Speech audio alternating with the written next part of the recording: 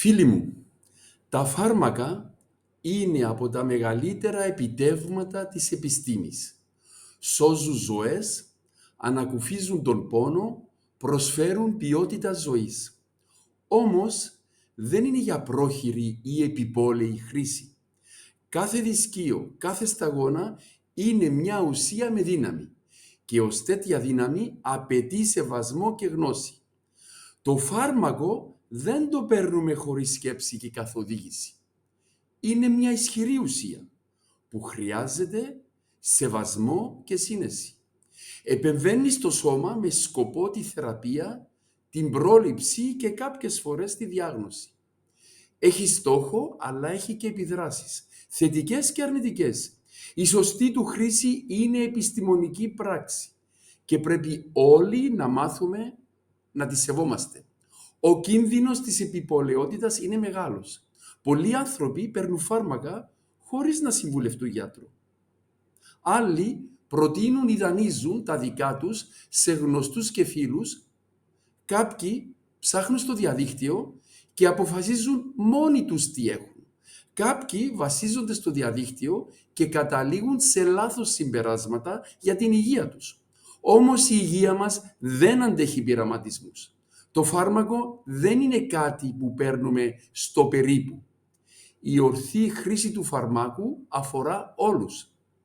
Η λαθασμένη χρήση φαρμάκων δεν πλήττει μόνο τον ίδιο τον ασθενή. Για παράδειγμα, η κατάχρηση αντιβιωτικών προκαλεί ανθεκτικά μικρόβια και αυτό απειλεί τη δημόσια υγεία.